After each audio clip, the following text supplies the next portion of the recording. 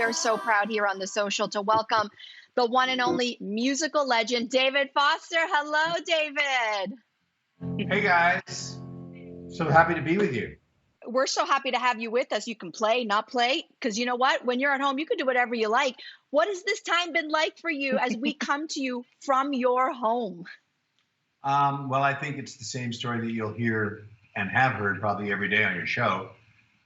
People, trying to adjust to this, not even new normal yet, but waiting for the new normal, but patiently waiting, as patient as we can, because it's obviously unprecedented in my lifetime. Whether you're 20 or 100 years old, it's pretty much unprecedented. So we're making the best of it.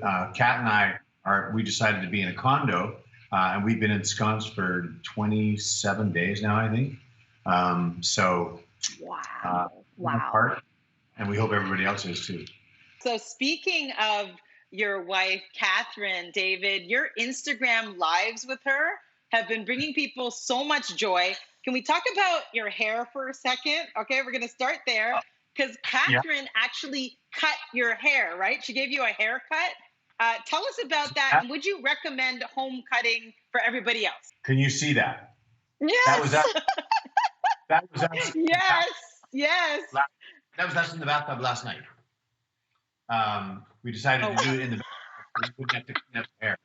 But this is the second haircut she's given me. And she's pretty darn good. I mean, it looks pretty good. A little lopsided. My wife is right here. She's going to pop into the frame for a second. Talk about the haircut and how I sat. Please, yes. For an hour I sat twice. It's a little lopsided. Hi, Katharine. Hi, ladies. Hi. That's great. Oh my gosh. Katharine, you guys are there. You're in this condo. A lot of people self-isolating. They're cooped up with their loved ones. How's it working out? How's it going? It's pretty good. We have our moments like anybody else, Maybe you see we have a good laugh at all the memes going around, and the one of our favorites was what was the girl saying, could you breathe a little quieter or something like that? It's not your breathing, it's your blinking that's bothering. Yeah. Yeah. But we've had of the Kat and Dave show, where we start the show off. Hi, I'm Dave. You probably know that I got my start on a singing show. My vocals have So. Okay, wait. Can we jump on that for a second? Don't go anywhere, Katharine, because I have been one of the tens of thousands of people who've been tuning into your basically nightly IG live concerts. I've been living for these concerts, quite frankly. And you guys were supposed to be out on tour, but obviously COVID-19 has screeched all life to a halt.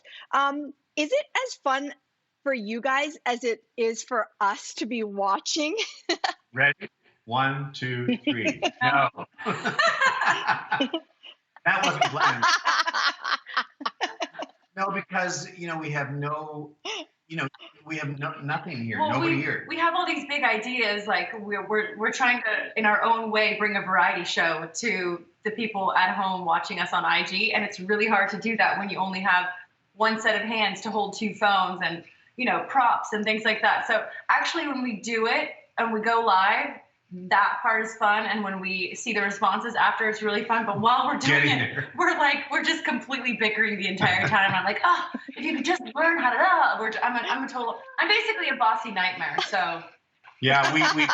Well, David and Katharine, you're both musicians. You've got so many musicians around you as friends. Is this a time that you think is allowing artists like you guys to be connecting with fans in a way that maybe you would have never foreseen before?